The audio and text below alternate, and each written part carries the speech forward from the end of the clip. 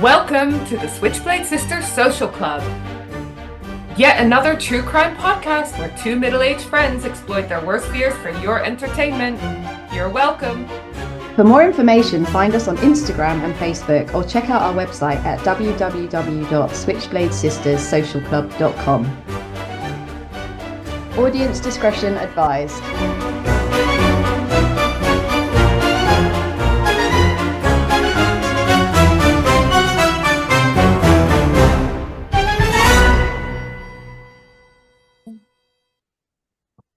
Hi, this is Switchblade Sisters Social Club, and I'm Dee, and this is Emma. Hi, Emma. Hi, how you doing? Oh, I am so excited because this is the first episode where you're going to be presenting a case to me, but also we are recording. This is going to come out a couple of weeks after we've recorded this episode, but we just got back from CrimeCon yesterday. It was your first CrimeCon London. And I just want to give a shout out to Nancy and all of her CrimeCon crew because they were all amazing. It went so well. We met some of our old friends, old podcasters that we've met at previous CrimeCons and so forth. Met a bunch of new ones that we'd never met before. Who did we meet? We met the Don't Blame the Mum podcasters, and we got these cool bracelets. We saw Stuart and Liz, his girlfriend from British Murders. Obviously, Dawn from Scottish Murders, amazing. We love her. We saw Naomi from Unreal. We saw the Blue Murder Club girls. We met the Generation Y people. We met the Captain and Nick from True Crime Garage. I mean, it was just amazing. And that's just the podcasters. We also met. We saw Colin Sutton there, Stephen Keogh. It was just wonderful, wasn't it? It was just so nice. It was. I really enjoyed it, and it was nice to be around like-minded people and, you know, people that share the same interests as you, and just fascinating as well, like all the stuff you can get. And, you know, podcasts on, and I'm definitely going to listen to there's a body bag podcast. Yeah. And that's like, the guy is like, he's based in the States, but the guy was forensics, and that all of that kind of stuff really interests me. So yeah. I'm looking forward to listening to that podcast. We went to some amazing talks as well, some interviews by different former detectives and so forth. And I have a funny story from when I met the people from Mortal Musings, which is a podcast I'm going to start listening to. But basically, at this event, you get lots of stickers, don't you? Which is fun. I've got so many. I know. And one of their stickers was basically the tattoo that I've just got on my ankle when we went to Cape Verde. Skeleton, devil horns, hand. So I feel like you need to show a picture of this. I will do. Well, I'll reshare their picture. Let's see. Yeah. Look how flexible Dee is. Yeah. And that's part of their logo. And so they made some stickers of it. And I was like, I don't know. I was a couple of cocktails deep. I've been on spicy margaritas all weekend. And so I told them, I'm a super fan, so I have your logo tattooed on my ankle. And the guy was like, oh my God, really? And because I'm bad at lying, I was like, oh no, sorry, but I do have it tattooed on my ankle. And so we took some pictures and everything, but they were absolutely adorable. I mean, everyone we always meet at CrimeCon are just so fucking sweet. So sweet. So I know they're planning next year, 7th and 8th of June, I think, somewhere in London. I don't know if it's at the same venue, but as always, if you use our code SSSC, when you buy tickets, you get 10% off the tickets. And, you know, to be honest, the tickets are not cheap. So 10% makes a difference. We'll definitely be there again next year. So come hang out with us and everyone else that's awesome. Yeah, my first time, and I only managed to make it to the Sunday, but even that, yeah, it was great. I really enjoyed it and loved meeting everybody and seeing Colin, obviously. I mean, a day with Colin is just one of the best days of your life. Do you want to tell them why you couldn't come on Saturday? Yeah, I went to the Formula One exhibition, which was at the XL, and yeah, that was fucking amazing. It was just awesome. And, you know, for a geek, as we've established, like me, it was just geek heaven. And it was really well organized. I think, in all honesty, it could have been like a bit more focused on the actual drivers. And like there could have been something for Ayrton Senna because he got killed whilst he was doing a race. Could have been something for Michael Schumacher. Could have been something for Lewis Hamilton. Like they were mentioned, but just not enough. And also, really, like it's a bit morbid, but a few years ago, one of the drivers crashed and had a massive, like it just turned into a fireball, and it was like so scary for everybody. And he got out of it with just his hands being burnt. His name's Roman Grosjean, for anybody who knows. And they actually had the remnants of his car, like, which was just fucking like gave me chills. Absolutely. I remember watching it at the time and just being like, holy fuck, how did someone walk away from that? Because they're not supposed to burst into flames like that. But No, it was good because it changed a lot of the rules about it. So hopefully that won't happen again. But he walked away from it. So that was good. But no, it was awesome. And I did a simulator. So I mean, we might want to share it on our socials. We might not. We do want to share it on our socials. And also, if anyone wants to talk to Emma about Formula One, slide into our DMs. She would love it. Are you going to sneeze? I'm trying not to. Just get it out of the way. It's gone now. It's gone. Yeah, I'm happily geek out on Formula One, talking with anybody.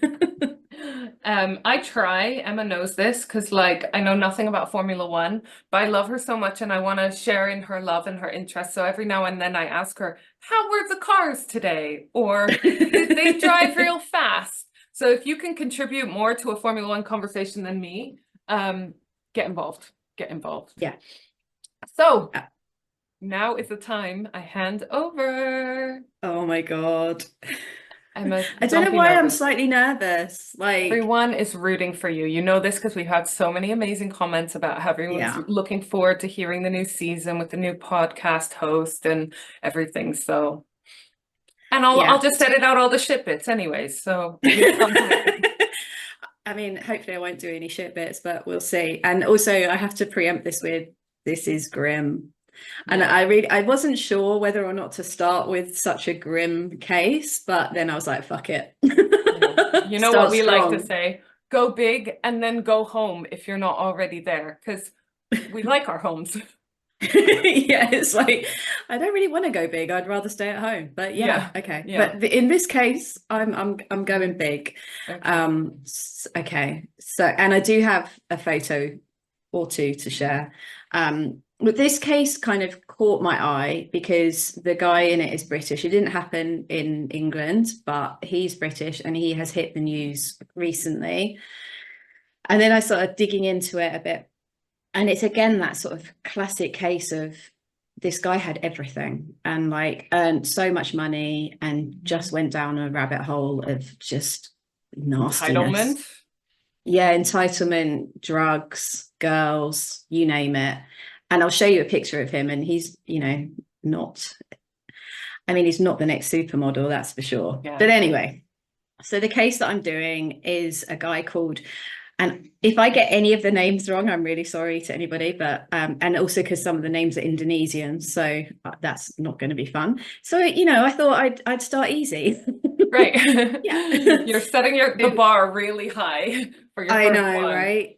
I know. So the case that I'm covering is Rurik Jutting. And Rurik Jutting was born in London in 1985. And I mean, this is the first red flag. He describes himself as an ambitious boy who had a happy childhood. I'm not sure why you describe yourself as ambitious, but anyway. But even from a young age, he displayed feelings of superiority and entitlement. So he was admitted to, oh, you wait. Mm-hmm. He was admitted to a prestigious private school called Winchester College in his early teens, but was disappointed that he ranked 6th in the scholarship selection rather than first. Yeah, this sounds really fucking good. I mean, you're going to be happy with the fact that you've got a scholarship, aren't you? I would. Anyway, yeah. And when his mum expressed delight, as a mother would, at entrance exam results, he commented that he found her reaction almost insulting, because it implied that she was surprised that he got in. Anyway. Oh, wow. There That's were, someone that you yeah, can't win with, right? no, absolutely not. So there were some troubling episodes with him. When he was 16, his dad did try to take his own life by slashing his wrists when Jutting was in the house. And he had to actually help him and go to hospital with him. As a 16-year-old, that's not going to be fun. That's a lot. And then he also was sexually assaulted by another student whilst he was at Winchester. And in 2003, he was seen by a psychiatrist who said that he experienced suicidal thoughts and that he was affected by knowledge of his parents' marital problems and concerns about his mother's health. Okay. I mean, that is quite a disruptive start. Yeah, it is. He was really, really intelligent, this guy. I think we've established that. And after going to college, he went to Cambridge University and he studied history and law. He got first class honours in history, but he was really disappointed because he only got a 2-1 in law. And he even challenged the examiner's approach on this. So, yeah. So when he left uni, he went to work at Barclays Bank, and then he was headhunted by the Bank of America Merrill Lynch. So we all know these banker wanker types. He was one of them. And he developed complex tax products. And within a few years of being there, he was earning £270,000. And obviously this was back in, 2010, 2011. So serious amount of money. Yes. But more than we get from podcasting, let's say. Yeah. For example. Actually more, yeah. Then everything started going wrong. And in 2012, auditors started to look into what he was doing. And they were flagging up him in particular. So they looked at his team, but they were looking at him in particular. And this is the complex tax products that he was making, selling, yeah. whatever. Gotcha. Yeah. So they actually flagged Jutting as a risk to the organization. He later said that this was a negative turning point. No shit. And he was asked to go and work in Hong Kong. So I think the Bank of Merrill Lynch were like, oh shit, what do we do with this guy? Yeah, so he went to live in Hong Kong. He also was described by one of his managers as one of the most unpredictable people he'd ever worked with. So just what you want in banking. Fire. Yeah, fire the dude. Seriously, what are you doing? And also on top of this, he had become a serious alcoholic. He needed to drink to excess to even get to sleep. His girlfriend, his then girlfriend, so this guy did actually have a girlfriend, was so worried about his reliance on alcohol, she banned him from drinking at home. So it's, yeah, that's... Yeah, he's just going to do it elsewhere though, isn't he? Or behind her back. That's... Yeah. By the time he moved to Hong Kong, so he moved in October 2013, he was consuming 3/4 of a bottle of vodka to sleep and using cocaine. And he even admitted to smuggling cocaine up his arse on a flight to Hong Kong, as you do. I'm going to just suggest that the cocaine might be interfering with the sleep. You think? I'm not a doctor, but... I mean, it's kind of an upper and a downer, right? So like, what's the point? So when he was in Hong Kong, he rented a flat in a luxury development in a place called Wan Chai. There was a lot of expatriate workers there, and it's basically it gives off like quite an exclusive air. You had to get key cards to get in individual floors, not just your flat and everything else. And it was on 41 floors. So he had, everything. It's a really, really nice flat. It's got a swimming pool. It's got a garden. It's got a bar, everything you could ever want. I've had a couple of friends who have worked in banking and ended up in Hong Kong for a while. And it's very much that Dubai vibe of like expats living in compounds, basically having like fucking nicer life than they ever could in London, especially where things are so expensive, having cleaners, having drivers, very compact because there's not that much land mass, you know, but like Yeah. it's not a place where you have to assimilate with the locals or learn the local language at all, because it's just Oh God, everything no. is made for expats. Everything's in English. The rules for the local population don't apply to the expats, blah, blah, blah, you know? Yeah. Exactly. Yeah. So it's interesting that you say that, because he actually described, because this is also after he got arrested and psychiatrists, and this has all come out in the court case as well. But he said he felt really despondent. He didn't have much of a social life, and he spent long periods of drinking at home whilst playing computer games. So this guy's a fucking loser, basically. Yeah, I'd probably have dated On- him. I don't think so. I'll show you a picture. Oh, okay. I don't think so. So on top of this as well, he also had extreme sexual interests. I mean, shock. He had obsession with sadistic pornography. Oh my God, I can't speak today. It's a horrible So- word to have to say, so. Yeah, well, it is, yeah. And he started using sex workers in 2009. So even before he went to Hong Kong, he was using sex workers. And as time went on, his behavior became more and more forceful. On a number of occasions, he removed condoms during sex without their consent, despite knowing that this would constitute rape in the UK. Mm-hmm. In 2014, he was spiraling out of control.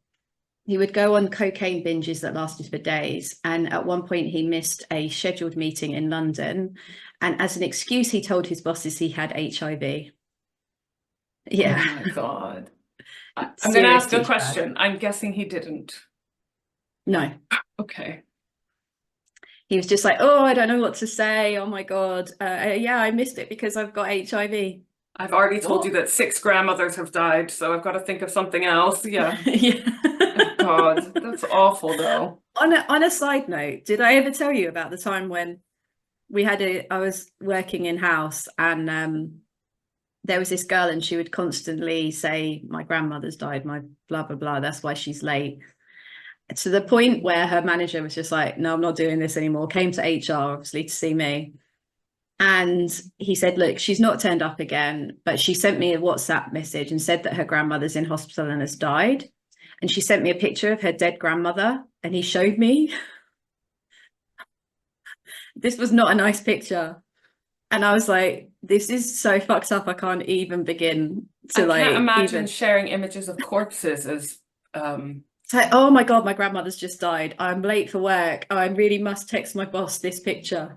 Well, I mean, I'm guessing she knew that she was on her last chances or whatever, and thought I better prove it. So fucked up. That's so It fucked up. I mean, I didn't think about it at the time, but I guess she could have Googled the picture. But Uh-huh. I was like, I don't want to look at a fucking dead grandmother. Like, that's not nice. What did she get done for being late or for sending images of dead people? I don't think that's in the handbook.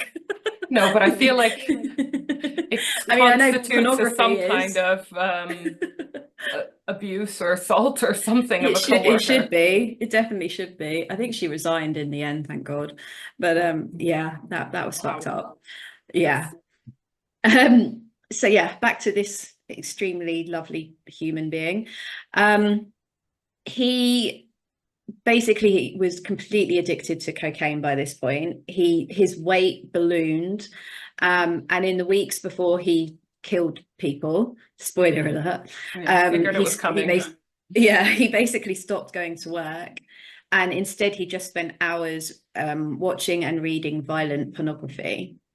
He also attempted to find men on Grindr to have sex with, later telling a psychologist that he had been trying to do everything that he could to get new experiences. So I think he'd gone to that level where nothing was giving him that high anymore, and he was just trying to find it everywhere. It was escalating, and he didn't know where to escalate to. Yeah, he said that everything was just disappointing to him. He was engaged by this point. I know, poor girl, had a lucky escape. But Was she with him in Hong Kong? I'm not sure. I looked into it and I couldn't find it. I wasn't sure if she was English, or I don't know where she was from, whether she was from there, or I mean, obviously there was loads of expats, so she could have been from Yeah. anywhere, but But yeah, basically, she's there seeing him in his flat, playing video games, doing cocaine, not going to yeah, work. She's exactly. like, that's the one for me. Yeah. Well, she cheated on him. Oh, Shock. And basically he was going to forgive her and patch up the relationship. But she left like the day that he found out about it, because his reaction to it was so extreme. I mean, it's never going to be a good reaction, but you can just imagine with this guy, he probably was going to kill her or something. and it might Then have been the things, catalyst making her realize it's time to move on from this relationship. yeah, exactly. Then things escalated to murder. So the two female victims, so he killed two women that we know of. They were originally believed to be sex workers from Southeast Asia. The first one is a lady called Ningsi. She was 25 and believed to be from Indonesia. And the second one, her surname was Lorena. And when first identified, was also thought to be in her 30s and of Philippine origin. But actually, I mean, this isn't so relevant, but she's actually from Indonesia. And also her family said she was never a sex worker. So we don't know the Sex backgrounds of worker is that. a very throwaway term used a lot of the time, isn't it? Like, I went Yeah. on the Jack the Ripper walking tour, the London Walks Jack the Ripper walking tour this Yeah. weekend, which was so good. And I think I told you this fun fact, right? But they obviously The were great talking fact. great Great facts. fact. So I also was under the impression that Jack the Ripper killed sex workers. Apparently that's not true. Only one of them was a known sex worker. But back then, you would be counted as a sex worker, or prostitute as the term they would use then, if you were divorced. I was like, prostitute then. If you were a Guilty. widow, right? Widow living on your own. If you had any kind of mental Oh health, my God. alcoholism, homelessness problems, automatically assumed you were a prostitute. Yeah, even if you remarried, if you lived in certain areas or whatever. So that term prostitute, not very relevant in the sense that it doesn't necessarily mean you actually had sex for money. And it was only one of the 5 known victims that was a confirmed sex worker. Also, apparently there's a 6th victim that they are now linking to Jack the Ripper that happened before the 5 known victims. But the fun fact, those are depressing facts, but the fun fact was that at the time, you would get into more trouble legally if you were a sex worker and you were soliciting while standing still. And there was a church right next to Aldgate Station, which was known as being very kind towards sex workers. Sorry, prostitutes is obviously the word used at the time, but it was known as the Church of the Prostitutes, and that it would give aid, bedding, food, etc., to those that were in need. But you would get in less trouble if you solicited for sex while walking. So these prostitutes would just walk all the way around the church, just like we were saying, a conveyor belt, and then the Johns would come and stand and pick out their prostitute. If they did get stopped by the police or whatever, and the police had a very lax attitude towards sex work anyways, but if you did get stopped, you would get in less trouble with the law if you were walking while doing your sex work. And that is where the term streetwalker comes from, which I just thought was like, I mean, I didn't know. So I thought it I was didn't know interesting. that either. I think it's really, yeah, really interesting. I never thought about it, but yeah, it makes complete sense. Well, in that old Victorian laws are bonkers and they don't Yeah. make sense. But yes, so the lady who was doing the tour, who was amazing, she said at the time women would just be called that if they were kind of a little bit outside of society or not living the norm, or like I said, divorced or whatever, which wasn't very common. But if a woman was divorced back then, it would be because her husband left her or because she was facing serious abuse, violence, and so forth. It's difficult enough nowadays, as we know, fucking harder back then. But yeah, I just don't think that it's changed all that much. Do you know what I mean? So I imagine that where there's a lot of informal work, like these places like Dubai and Hong Kong, where you have a lot of like migrant transient people coming, you know, legally, illegally. Yeah. It's hard to keep track of them. It's easier just to dismiss it and not have to pay too much attention if they were just a sex worker. You know, I'm using air quotes because obviously we don't think that at all, but yeah, it's just unfortunate. So yeah, they possibly weren't even a sex worker. And even if they were, no judgment there. No, exactly. Sex You work do is what work. you do what you do to meet, you know. Yeah. You do what you need to get by, right? They might have had kids, they're probably sending money home, like, you know, all of those kinds of things. I'm gonna, at this point, try and share a picture of what this douchebag looks like. I like the word douchebag. Douchebag's a good word. It is a great word. Wait, so where do I share my screen? I liked one you said the other day, ratbag. Ratbag, scumbag as well. Scumbag's good too. A share screen is in the bottom middle of the screen. I got it. Yeah. Like that massive green button. Yeah, the one that says share screen in big letters. Yeah, that one. Right. So this is the guy. These aren't the girls, but this is him. Yeah. Oh, he looks sweaty. He looks fat, he looks sweaty, he looks repulsive. Yeah. And we're just I don't like his feet up, and this is not the worst thing about him, but he's got bare feet up on the sofa in an outside bar area, it looks like. Yeah. And he's got 4 girls with him on that one. Again, I don't think those were the girls that got murdered. No. Okay, stop share. Okay, so yeah, he's a prize. We like him. Okay, so basically sorry, you're gonna have to edit that bit out. I'm gonna leave it in. So the first one, so her name is Samati Ningshi, is believed to have arrived in Hong Kong a month before the murder. She was on a tourist visa and was murdered on the 27th of October 2014. The last known contact from her was on the 26th of October 2014, near the area that Jutting lived in. He apparently, on the 25th of October, took her to his flat after offering to pay her for sex. So obviously this is his story. We need to remember that. Apparently, and again, I don't know where this information has come from. So I should also say that like my sources was a lot from the BBC, and the other one I've completely forgotten is... They'll be in the show notes. They will be in the show notes. It's a website called zakiganjonline.com. And that is where I got my information from. So yeah, so I don't know where this information came from, but apparently they had sex previously, and but things had gotten so violent that she had asked him to end the session early, and refunded him his money again. So I'm not sure where that information came from and why she agreed to have sex with him again if it had gone so badly the first time. And again, on this second occasion, it switched from consensual to non-consensual as he started to beat her. Now, really, really concerningly, and I'll cover it more, we actually do know what happened to her because he recorded all of it. No. Yeah. Yeah. So we and also the jury would have had to, her family, if they were there, they would have had to have listened to all the recording.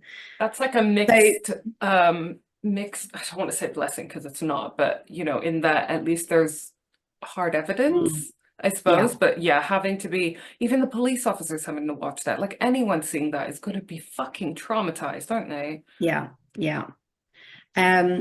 So he held her captive and tortured her using pliers, his belt, sex toys, and his hands. And he filmed the torture on his phone. And as I said, this footage was shown to the jury. He claims that he drifted in and out of the influence of cocaine. And when he got quite apologetic when he came out of being under the influence, he repeatedly told her that he loved her. And he said that he hadn't tortured her as much as he would have liked to before killing her. So he said he didn't torture her, but obviously they found evidence that did. I didn't torture you as much as I wanted to. You're welcome. Yeah, exactly. Oh. He killed her on the 3rd day. So this poor girl had to endure this for 3 days. After he made her, like, this is really grim, I'm sorry. He made her kneel in front of a toilet bowl with her hands tied behind her back and lick the bowl. He then cut her throat with a knife, but she didn't die immediately. So he dragged her into the shower and continued. He recorded several videos describing the aftermath of the killing on his phone. Eventually, he wrapped up the body and placed it into a suitcase, which he left on his balcony. Yeah. And then what?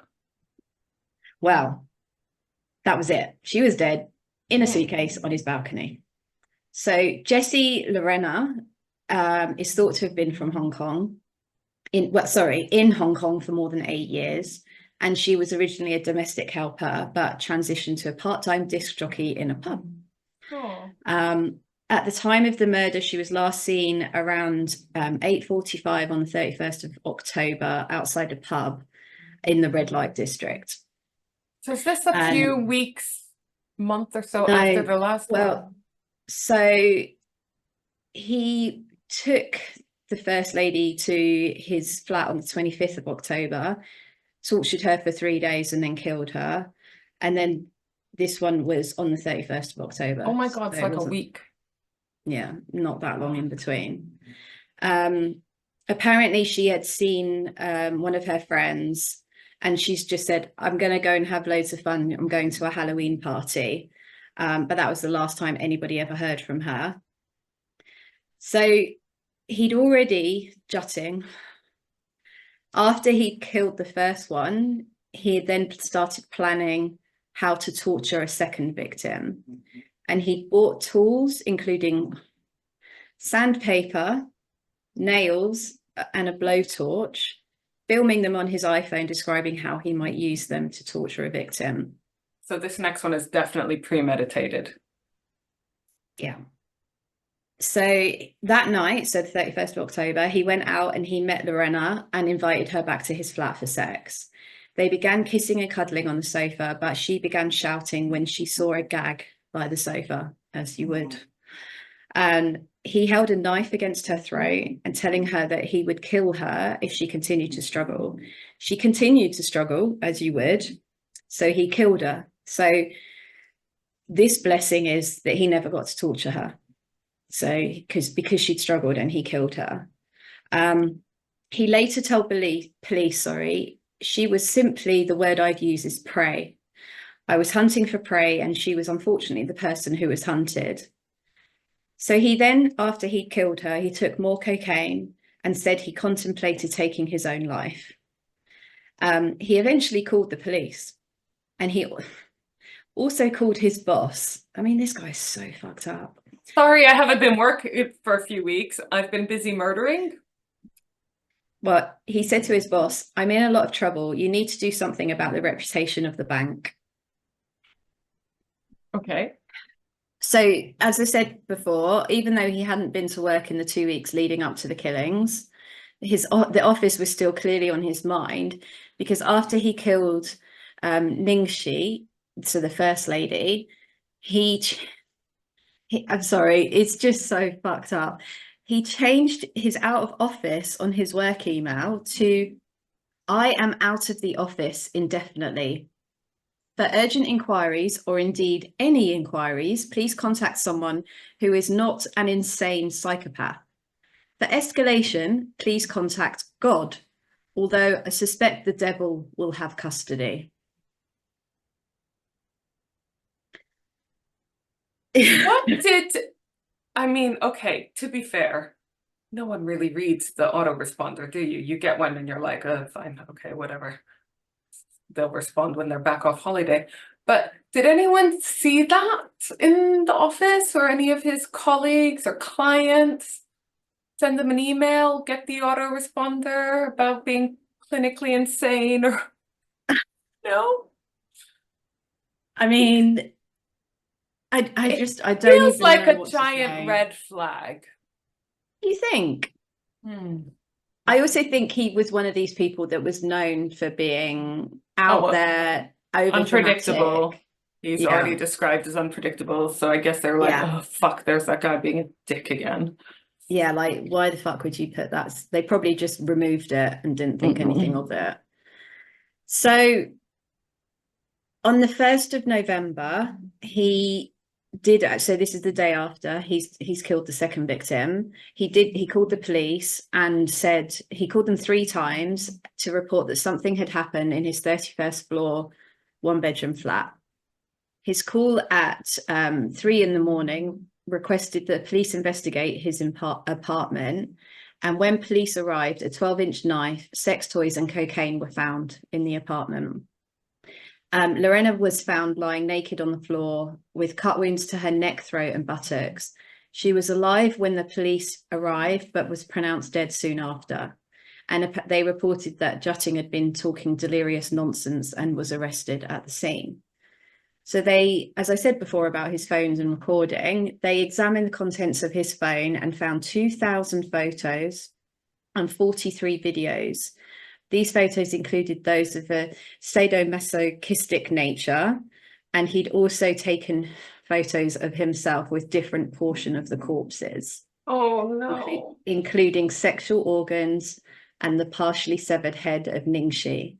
And also said in a video and also said in a video that he'd killed one of his victims. He was charged with the murder of the 2 women, but after his arrest, he refused to cooperate with the police. So bearing in mind, the police still don't know about the second victim because she's still on the balcony.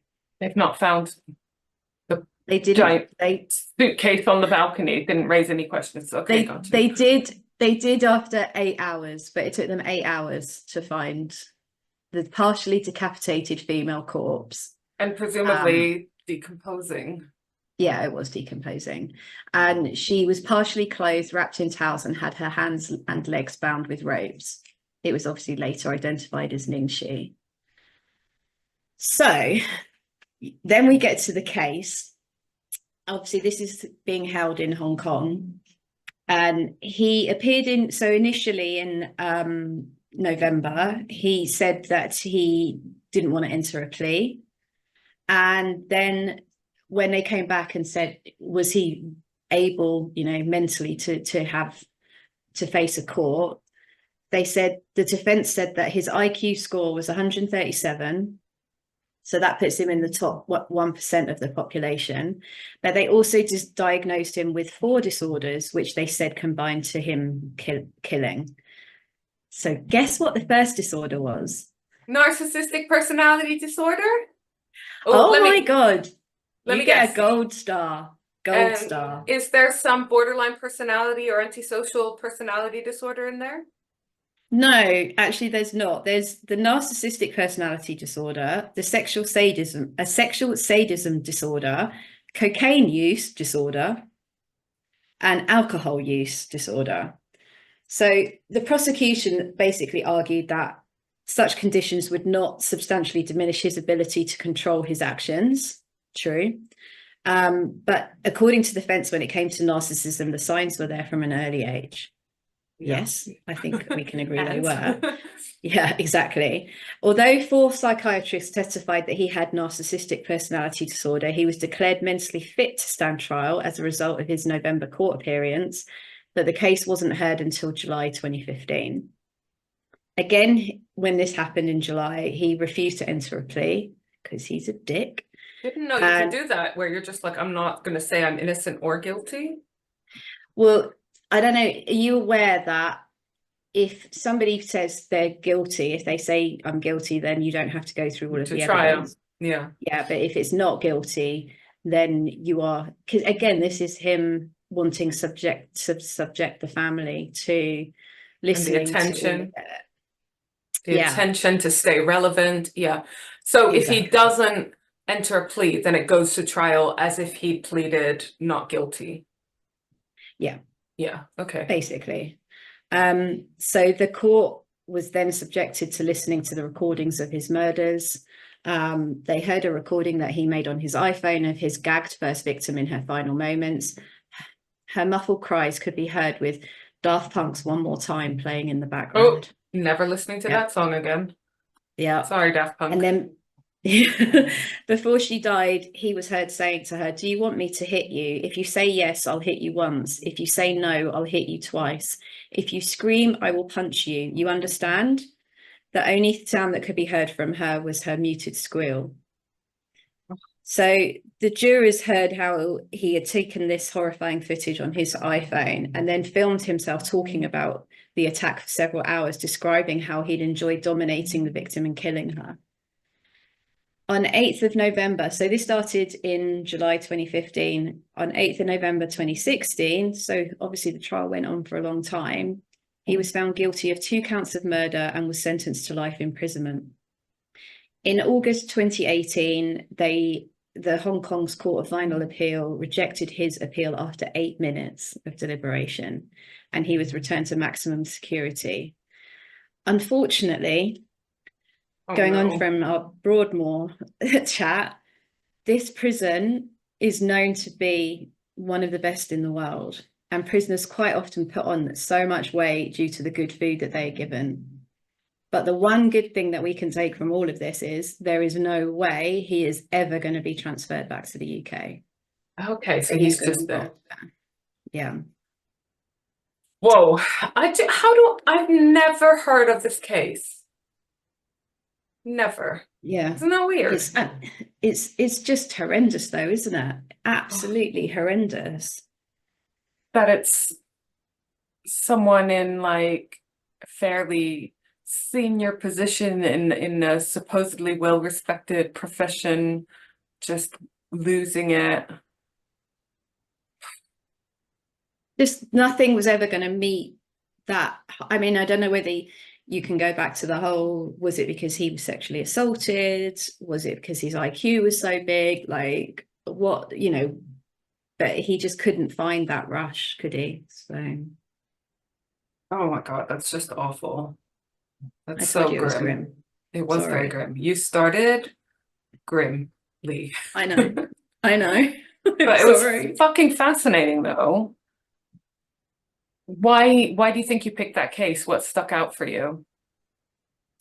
I think it was just another example of how, like, I think you very often think about killers, you know, being from poor backgrounds, from like, you know, not having the same opportunities that other people have had and not being able to get where they want to, feeling like the world owes them a favor.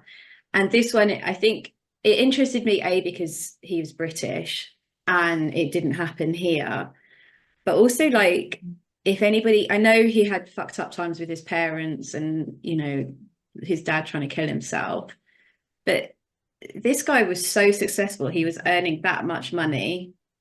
He could have paid for some counseling. Yeah, I mean, he did go to see a psychiatrist, but yeah, just he was almost missing something. Always. So it seems the subtitle of our podcast will continue to be the unofficial subtitle. Will be the same even with our new co-host, rich white men who think they can get away with whatever shit they want to because they're rich white men. Yeah. Is the theme of many of our episodes. And also another underlining theme, which is really, really sad, is how a lot of the perpetrators we talk about on this podcast have started off in life as genuine victims of atrocities, you know, and not everyone that faces those goes on to do these horrendous things. So it must be a combination, right, of their experiences, any mental health issues, any personality disorders, and then add in addiction, whatever. It's like perfect shit show, right, to lead to just some horrendous things. But it is really sad that these cases start off in that way. And if I'm not even sure I believe him though. I don't. Oh, is it all from him though? Yeah, like different. The whole got sexually abused, all of that kind of stuff. You know, if someone can turn around and say they've got HIV, they can lie about anything. Yeah. Yes. Oh, that's even worse. Oh, no, it's not worse, but it is pretty bad than it actually Yeah. happening. Oh, well, Sorry for the grimness. on that note, shall we lighten the mood a little bit? We were telling Yes, everyone at please. CrimeCon, we lighten the mood at the end of our episodes now with stuff about our dating life, except that it tends to be even grimmer than the cases we cover. This is true. This is true. Yeah, so we have got, no one wants to give us more advice. Can someone please, you go onto our website, switchbladesistersocialclub.com. It's in the link of our show note. Yeah, our show notes, but also our Instagram and Facebook. It's in our bios. So please do go have a look, because you can, sorry, you can give us dating advice, relationship advice, or you can apply to date us. So we've had some applications. I'm scared. One of them is from our friend Helen. Oh, we went through Helen's one. We did already? We did Yeah. already. All right. One of them is from Hyde. Sir Russell of Midlonia. Which one are you applying to date? Both of us. His age. Greedy, but I'll take it. You know. His age, he's old enough to remember a time when Freddos were 10p. Aren't we all? Oh, cool. Yeah. Location, close enough to sniff your hair, but still always out of sight. I mean, that's a bit creepy. That is creepy. No wonder he wants to date us. What's in your fridge right now? Disappointment. Oh, must be an adult. And we feel you. Do you know, Yeah, totally I still feel go you. around to my parents' house and look in the fridge. My dad's like, what do you want? It's like, I don't know. I just want to look at a fridge full of stuff that I haven't had to buy and see what treats you have, you know? I love that. Favorite Ninja Turtle and why? Easy. Donatello. Perfect blend of brains and bronze. Just like me. Also, cracking piece of wood. We like Donatello. I'm confused. Cracking piece of wood. Doesn't Donatello have the I don't know the names of weapons. Oh, yeah. Perfect first date, anywhere peaceful, quiet, remote for us, presumably the three of us, to enjoy the time together. No witnesses. I'm officially scared. Yeah. Do you have any crazy exes? No, I'm far too bland a person to have had girlfriends. Okay, this guy's going down. Weird fact about you. I see my webbed feet as a superpower, though haven't yet fully utilized them for superhero deeds.